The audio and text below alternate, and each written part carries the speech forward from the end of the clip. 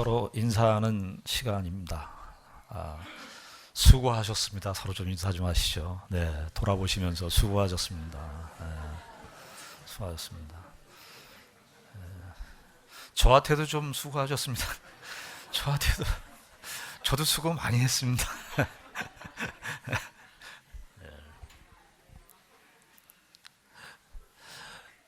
오늘 마지막 주의 주일인데 마태복음 20장 말씀 우리가 같이 생각하면서 은혜를 나누려고 합니다. 마태복음 20장은 보통 이렇게 알려져 있습니다. 포도원 품꾼의 비유로. 근데 이렇게 이제 한번 이렇게 그 개념이 설정이 되면은 그 사람들이 이제 거기에 포커스를 맞춰서 보통은 생각을 하게 됩니다. 성경을 이해하려고 할 때는 그런 것들이 굉장히 걸림돌이 될 때가 많아요. 근데 우리가 성경을 이렇게 마태복음 20장을 정성 들여서 이렇게 자세히 잘 읽어보면 포도원 품꾼도 뭐 하나의 그 중요한 대상이긴 하지만 이 포도원 품꾼의 비유로 알려진 이 비유는 포도원 품꾼의 비유라기보다는 포도원 주인의 비유로 보는 것이 더 옳다고 생각이 됩니다. 왜 그러느냐? 1절을 보십시오. 20장 1절을 보시면 우리 20장 1절 같이 읽겠습니다. 시작. 천국은 마치 품꾼을 얻어 포도원에 들여보내려고 이른 아침에 나간 집주인과 같다. 천국을 소개하죠. 천국. 지금 예수님께서 이 땅에 오셔서 천국을 소개하러 오셨습니다. 하늘나라를 소개하러 오셨습니다. 이 세상에 있는, 이 땅에 있는 백성들은 구원을 받으려면 하늘의 도움을 얻어야 돼요.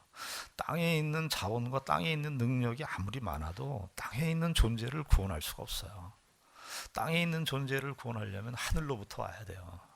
그래서 특별히 마태는 하나님 나라라는 말보다는 하늘나라, 굉장히 의미심장해요. 그냥 우리는 하늘나라 그러니까 뭐 하늘 이렇게 공간을 생각하는데 아니에요. 하나님께서 우리의 구원을 시작하신 원래의 삼위일체 하나님의 역사가 있는 곳, 그 하늘로부터. 그래서 우리가 주기도문도 어떻게 합니까? 처음 시작할 때 하늘에 계신 우리 아버지요 이렇게 하고 부릅니다. 우리의 구원이 저 하늘에 계신 이 땅에 있는 존재인데 우리 이 땅에 있는 존재의 궁극적 연약성, 절망, 제한 이런 것들은 하늘로부터의 도움과 하늘로부터의 능력을 힘입지 않고는 살 수 없기 때문에 그렇습니다. 그래서 주기도문에 기도하는 내용 속에 이것을 잊지 말라고. 우리가 비록 땅에 있는 존재지만 하늘을 의식하고 살아야 되는 존재임을 잊지 말라고. 예수님께서 마태복음 13장에는 천국 비유로 7가지로 우리가 쭉 이야기를 하셨어요.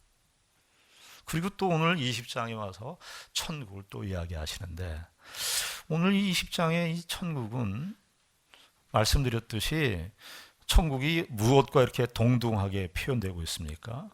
천국은 마치 품꾼을 얻어 포도원에 들여보내려고 이른 아침에 나간 집주인, 포도원 주인과 같다. 그러니까 사실은 성경이 우리에게 알려주고 있는 거예요. 너희들 이 비유를 읽을 때 1절에서 이미 이 비유의 핵심이 비유가 어떤 이 비유를 어떻게 읽어야 될 것인가 하는 내용을 의식을 하면서 이 본문을 읽어라 하는 것이 이렇게 제시되어 있는 셈입니다. 근데 왜 우리가 포도원 품꾼을 더 생각했냐면 나중에 나오는 그 처음 온 자들의 그 불만, 원망 이런 것들이 크게 부각이 되니까 이런 것이 중심이 되어서 이제 포도원 품꾼 비유라 이렇게 생각을 했는데 오늘 본문을 잘 읽어보면 포도원 주인, 천국은 포도원 주인과 같다라고 하는 그 말이 무슨 의미인지를 우리가 알 수 있게 됩니다. 일단은 여기 20장 1절부터 나와 있는 내용을 보면 천국은 마치 품꾼을 얻어 포도원에 들여보내려고 이른 아침에 나간 집주인, 간단한 말씀입니다만 그 당시의 유대사회, 1세기 때 예루살렘 이스라엘 사회에서는요 이것은 있을 수 없는 얘기입니다. 왜냐하면은 그 당시 때 일꾼을 품꾼들을 구하려면은 보통 주인들이 어떻게 했냐면은 주인들이 자기 종을 보냅니다. 자기 종을 보내서 자기가 이제 데리고 있는 종을 보내서 혹은 청지기라든지 여기 청지기도 나오지만 그 종이나 청지기를 보내가지고 야 일꾼들을 데리고 와라. 주인이 자기의 종을 시키는 법입니다. 근데 이 포도원 주인은 여기 비유에 등장하는 이 포도원 주인이 직접 일찍 일어납니다. 이 처음에 포도원 품꾼들을 데려온 이제 5그룹의 포도원 품꾼들이 있는데요. 아마 처음 6시에 이제 들어온 품꾼들이 있고 나중에 우리 시간으로 저녁 오후 5시에 들어온 그 일꾼들이 있는데 그 일꾼들 5그룹의 일꾼들이 있는데 6시에 일꾼들을 데리고 오려면 아마 적어도 새벽 5시에는 일어나야 되지 않았나. 주인은 굉장히 먼저 일찍 일어나서 여러분 우리 참 1년을 이렇게 보냈는데 우리 성가대 박수 한번 좀 쳐주십시오. 왜냐하면은 물론 우리 가까이에서 오시는 분들도 계시지만은 우리 성가대 분 중에는 서울에서 오시는 분들, 경기도요, 저기 구리나 이런 데서 오시는 분 있어요.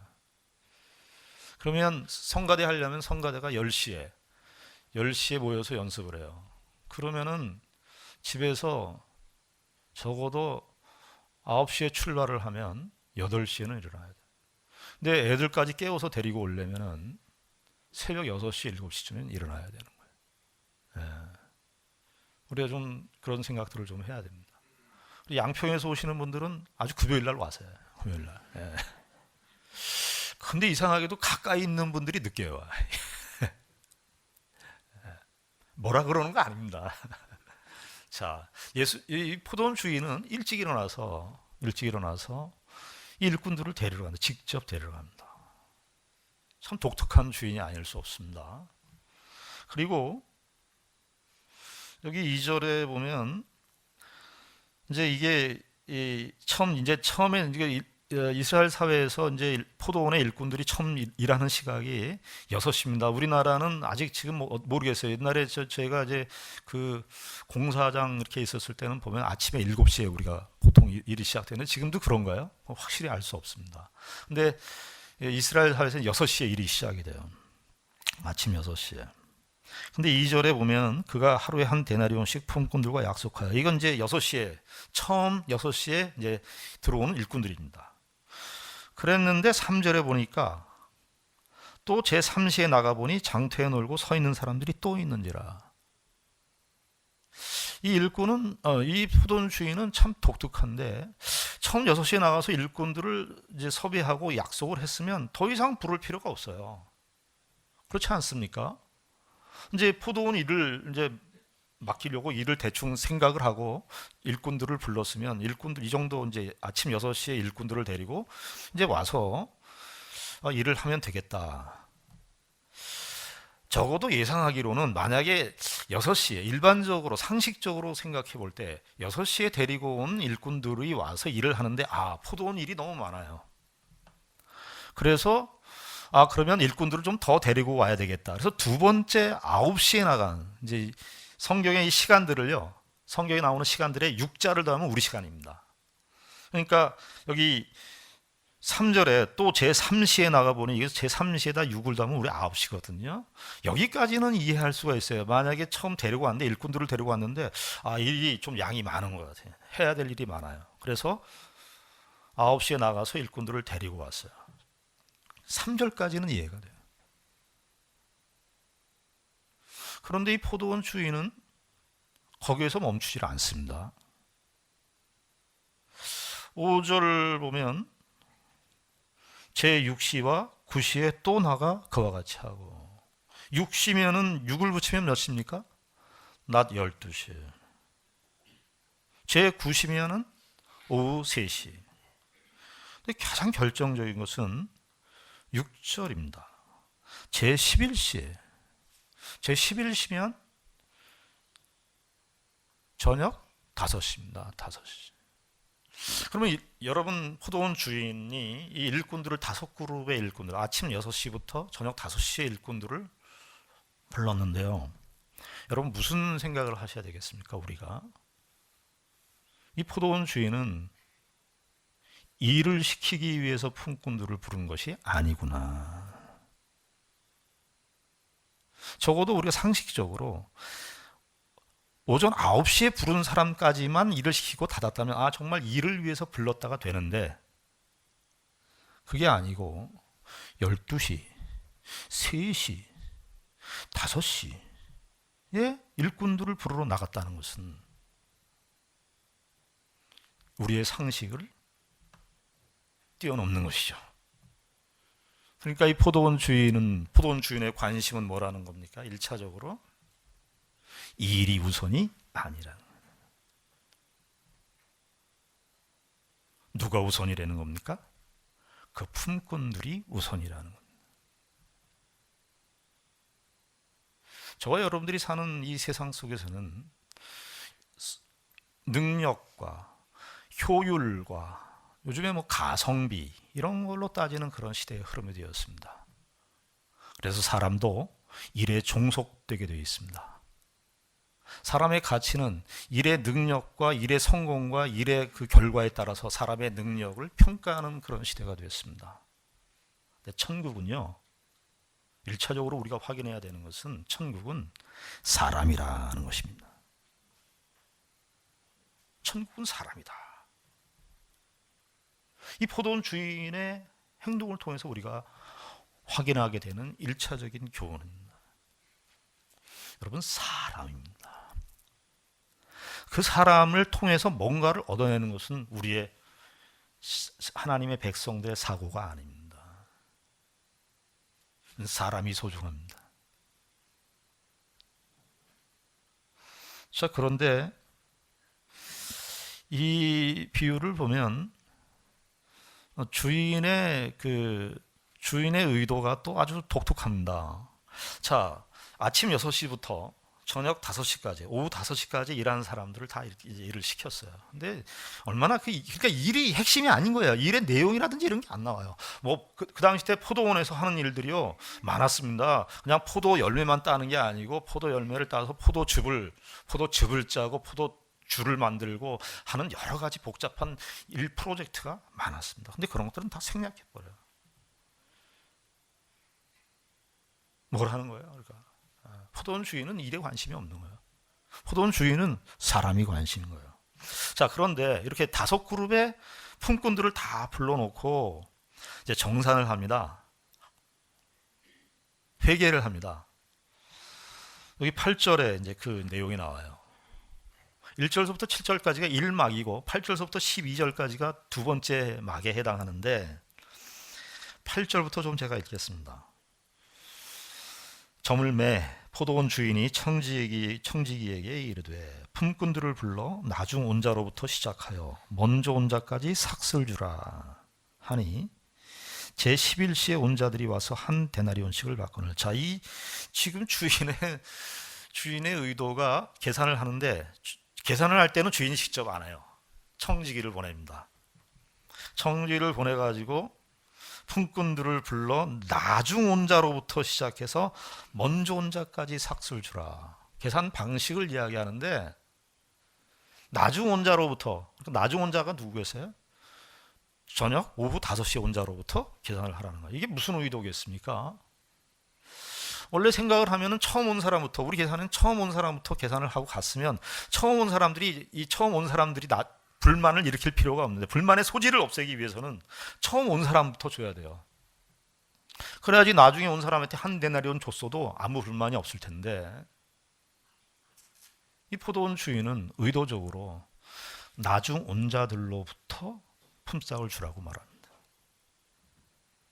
참 성경은 우리하고 많이 달라요. 우리의 생각, 우리의 상식, 우리가 생각하는 원리라고 하는 것들, 우리가 생내적으로 이 세상에서 배운 어떤 경험론적인 원칙들, 이런 것들을 아주 확 깨버려요. 그럼 뭐라고 왜 나중 온 자들부터 하라고 그랬을까요? 왜 포도원 주인이 나중 온 자들부터 먼저 계산을 하라 그랬을까요? 누구를 의식했을까요? 처음 온 사람들로 하여금 보게 하는 것이었습니다. 이게 일종의 약간 포도원 주인의 도발이라고도 할 수 있겠어요. 나중 온 자들을 먼저 계산해서 처음 온 자들을 보라는 거예요. 자, 8절부터 보시면 다시 읽겠습니다. 저물매 포도원 주인이 청지기에게 이르되 품꾼들을 불러 나중 온 자로부터 시작하여 먼저 온 자까지 삭슬 주라 하니 9절 제 11세에 온 자들이 와서 한 데나리온씩을 받거늘. 제 11세에 온 자들이 와서 한 데나리온씩을 먼저 받은 거예요. 쭉.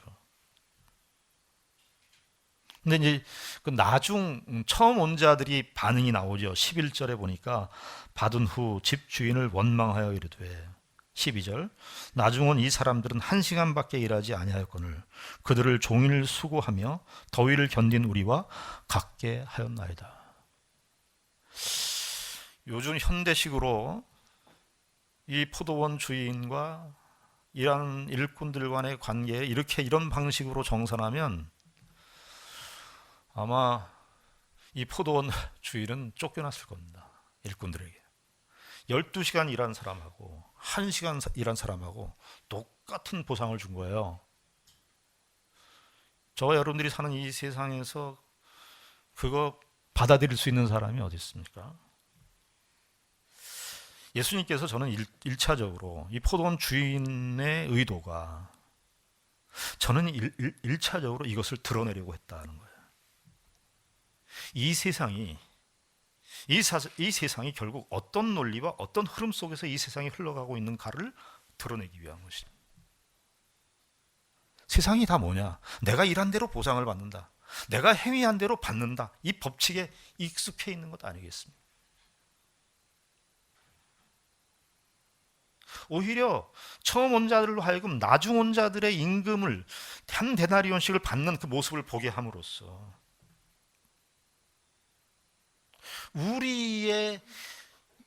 여러분 이거 자유로울 수가 없어. 우리가 그 당시에 처음 온 일꾼들이 아침 6시에 온 일꾼들이라고 생각해 보십시오. 자, 지금 청지기가 나눠줍니다. 나중 온 사람부터 한 데나리온씩 나눠주는데 나중 온 사람을 한 데나리온 줄 때 기다리고 있었던 처음 온 사람들, 그 전에 왔었던 사람들은 무슨 생각을 했을까요? 무슨 생각을 했죠? 여기 10절에 보니까 먼저 온 자들이 와서 더 받을 줄 알았더니, 더 받을 줄 알았다는 것은 더 받을 줄 아주 확신했다는 거예요. 그 무슨 생각을 했을까요? 마지막에 온 일꾼을 한 데나리온, 1시간이라고 한 데나리온 받았으면 아침 6시에 온 사람들은 12시간 일했으니까 12데나리온을 주겠구나. 3시에 온 사람들은 9데나리온을 받겠구나. 9시간 일했으니까. 낮 12시에 온 사람들은 6시간 일했으니까 나 6데나리온 받겠구나. 제가 이거 계산하느라고 힘들었어요. 오후 3시에 온 사람은 3시간 일했으니까 제가 5시에 온 사람이 한 데나리온 받았으니까 나는 3데나리온은 받겠구나. 이렇게 계산했을 법도 하고 이렇게까지는 아니래도 그래도 나중에 온 저 1시간 일한 사람에게 한 데나리온 줄 정도였으면 12데나리온 정도는 아니더라도 한 대여섯 데나리온은 주지 않겠다. 미니멈 3데나리온, 아니 최소한 2데나리온은 주지 않겠다. 그 생각을 하게 한 거예요.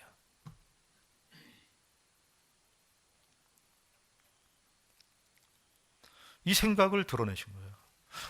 저와 여러분들이 이 포도원 품꾼이라고 생각해 보십시오. 우리 어떨 것 같습니까? 우리도 분노합니다.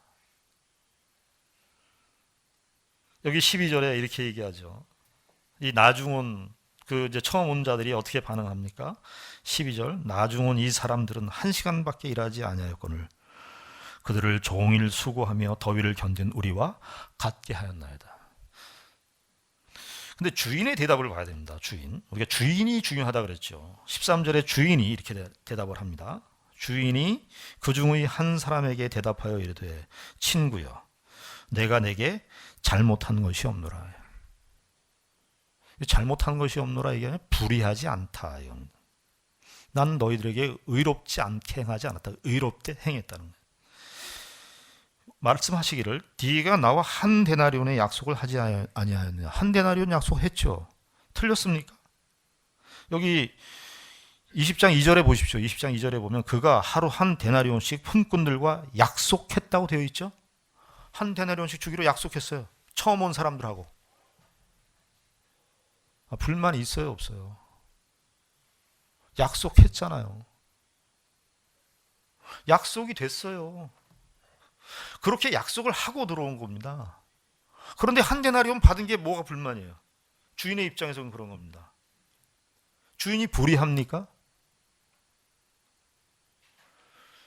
우리가 사는 세상에 우리의 생각과 방향성이 어디에 있는지, 우리가 시험받는 부분이 어디 있는 줄 알아야 돼요.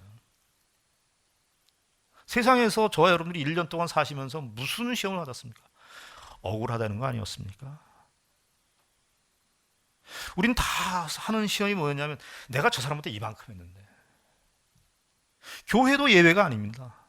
교회도 다 그래. 내가 이만큼인데 왜 저 사람? 여러분 가만히 보십시오. 이 나중 온 사람들의 말이 설득력이 없어요.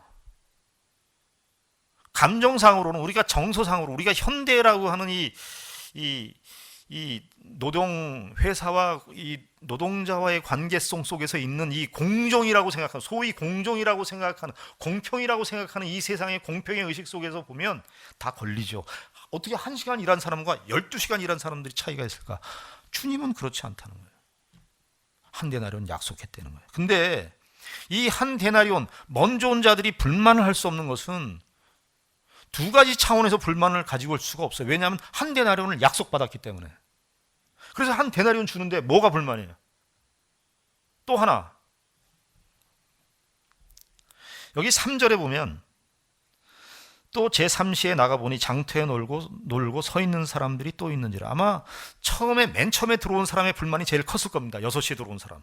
그런데 그 6시에 들어온 사람을 뭐라고 설명하느냐면 3절에 보니까 또 제3시에 나가보니 장터에 놀고 서 있는 사람들이 어떻게 돼 있다? 또 있는지라예요. 또 있다고 하는 건 뭐예요?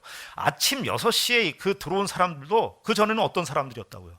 장터에 놀고 서 있는 사람들이었다고요.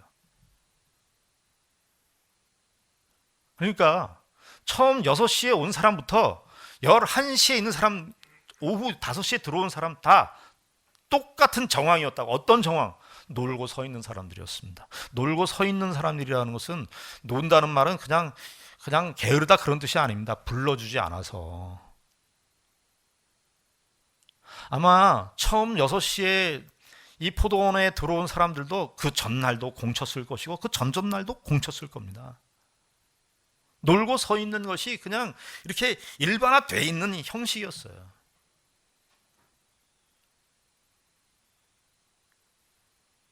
주인이 틀렸습니까? 주인은 은혜의 법칙을 썼습니다. 주인은 은혜롭습니다.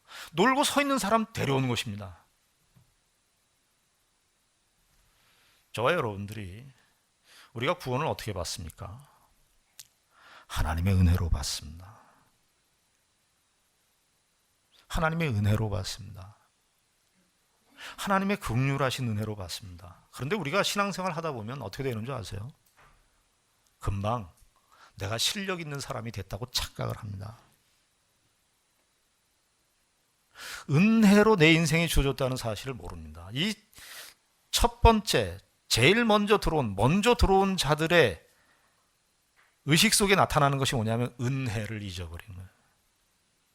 은혜를 상실한 거예요. 여러분, 우리가 신앙생활 하면서 힘든 게 뭐냐면 바로 이 은혜를 잃어버렸기 때문에 그래요. 은혜의식, 은총의식이 희박해졌기 때문에 그렇습니다.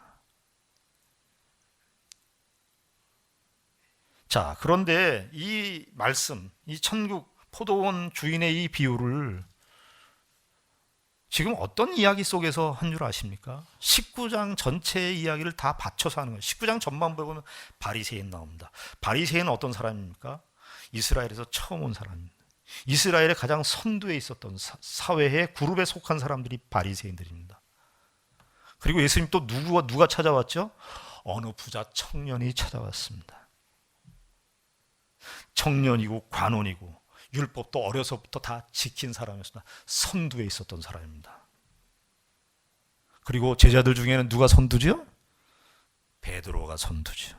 베드로가 19장 27절에 이야기를 하죠. 이에 베드로가 대답하여 이르되 보소서 우리가 모든 것을 버리고 주를 따라 싸운데 그런즉 우리가 무엇을 얻으리이까?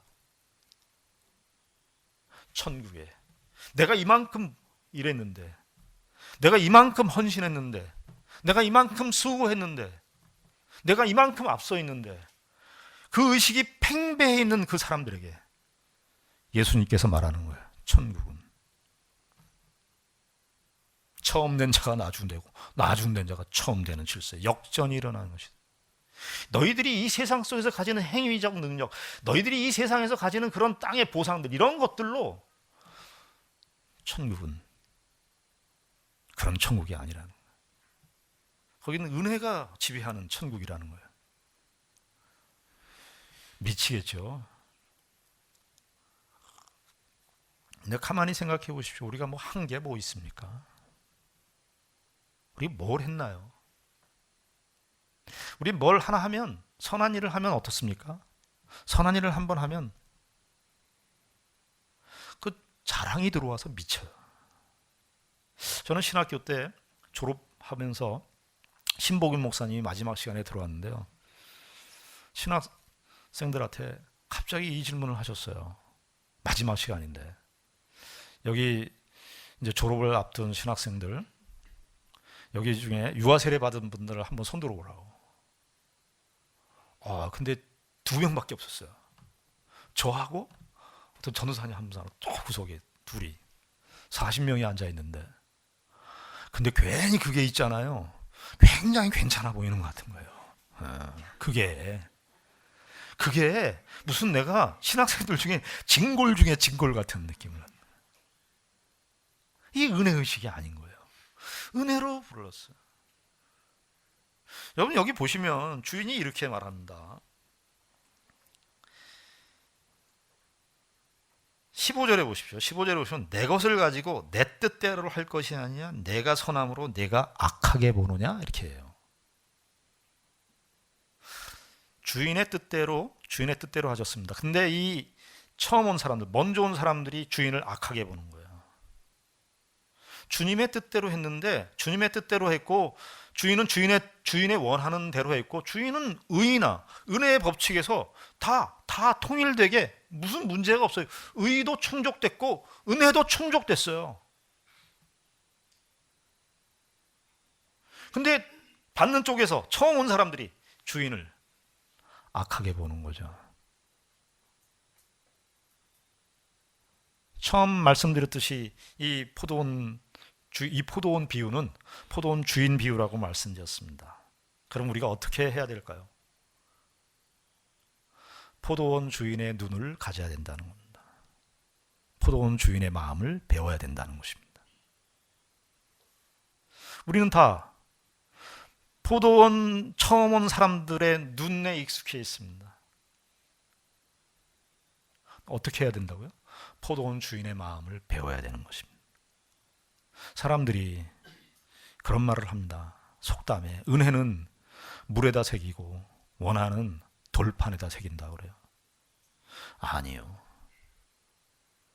우리는 그렇지 않습니다. 우리는 은혜를 마음의 돌판에 새겨야 됩니다. 원한은 잊어버리셔야 됩니다. 주인의 마음을 배워야 됩니다. 우리가 신앙생활 하면서 이 말을 하지 말자 그랬죠. 너 왜 그랬냐를 하지 말자고. 당신 왜 그랬냐를 하지 말자고. 지나왔잖아요. 당신 왜 그랬? 그거 하지 말자고. 교회 왔잖아요. 하나님의 백성으로 신앙생활 우리가 그렇게 해서 지금 온 것입니다. 하나님의 은혜로. 우리가 하나도 드러내고 자랑할 것이 없습니다. 예전에 학교를 다니면은 선생님들이 두 가지 기준을 가지고 이야기를 해요. 한 가지 기준은 뭐냐면 공부를 못하는 학생들이죠. 공부를 못하는 학생들은 어떻게 얘기를 합니까? 선생님들 이렇게 얘기합니다. 야, 너 이번에 공부 잘하면 80점만 맞으면 내가 너에게 상을 줄게. 그렇게 얘기하죠. 처음에 못하는 사람들에겐 기준이 그거예요. 그러나 잘하는 사람들은 어떻게 합니까? 98점 맞아도 만족해하지 않습니다. 옛날에 누가 그랬나? 이세돌씨인가 뭐 바둑을 계속 연전연승인가 했는데도 아버지가 아무런 칭찬을 안 하더라는 거예요. 기준이 높기 때문에 그래요. 여러분, 이 처음 온 사람들이 처음 온 자들이 주인에게 항면했던 내용을 보십니까? 12절에 보니까 이렇게 얘기했죠.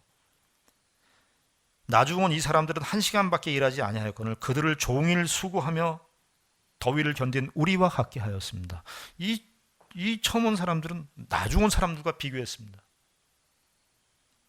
처음 온 사람들의 이야기는 뭐냐 하면 우리가 수고와 더위를 견뎠습니다. 자, 그런데 이 사람들은 무엇을 놓친 겁니까? 처음 온 사람들 일 자체가 보상입니다. 아침에 일찍 와서 거기 포도원에서 포도도 드셨을 거고 포도원에서 일을 할 수 있었던 거, 일을 한 것만큼 보상인 겁니다. 그런데 비교하느라고 어떻게 했다고요? 자기가 지금 현재 먼저 와서 누렸던 그 일의 보상과 가치를 확인하지 못하는 거예요.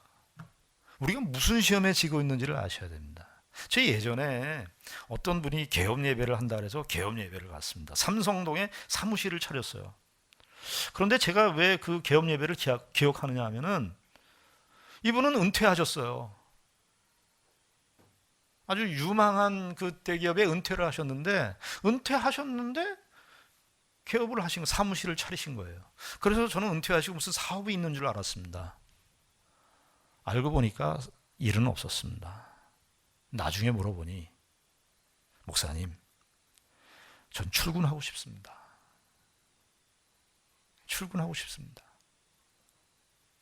그래서 제가 아직 그 은퇴했다는 게 받아들여지질 않아서 아직도 일하고 있다는 그 의식을 갖기 위해서 사무실을 차렸습니다. 2년 계약을 하시더라고요. 여러분, 그분이 단순히 월급을 받기 위해서 그렇습니까? 아니죠. 일한 것 자체가 보상이라는 겁니다. 여러분, 하나님의 백성으로서 저와 여러분들이 하나님 나라의 백성으로 쓰임 받는 것 자체가 복된 것입니다. 저와 여러분들이 어떤 형편과 조건 속에 있든지 다 하나님의 은혜입니다. 처음 온 사람이나 나중 온 사람들이나 다 포도원 주인의 은혜 속에서, 그 포도원 속에서 살고 있는 건 다 은혜로 주어졌습니다. 그러나 비교하는 그 순간부터 내가 지금 현실적으로 일을 함으로써 갖는 가치와 그 보상들을 보지 못합니다.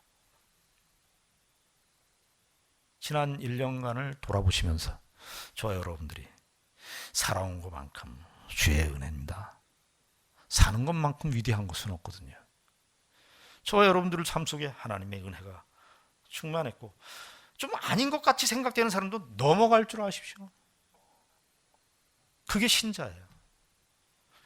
이 포도원 주인의 마음을 배우는 것입니다. 그것이 바로 우리가 이 세상 속에서 천국을 누리고 사는 삶인 것입니다. 기도하겠습니다. 하나님 아버지, 은혜를 감사합니다. 포도원 주인의 비유를 우리가 함께 생각했습니다. 우리 주인의 마음을 배워야겠습니다. 우리의 시험이 무엇인지를 체크하고 점검하고 하나님 나라의 백성으로서 이 주인의 인격과 성품을 우리의 삶 속에서, 우리의 인격 속에 드러내고 사는 우리 모두가 되게 하여 주시옵소서. 예수님 이름으로 기도드리옵나이다.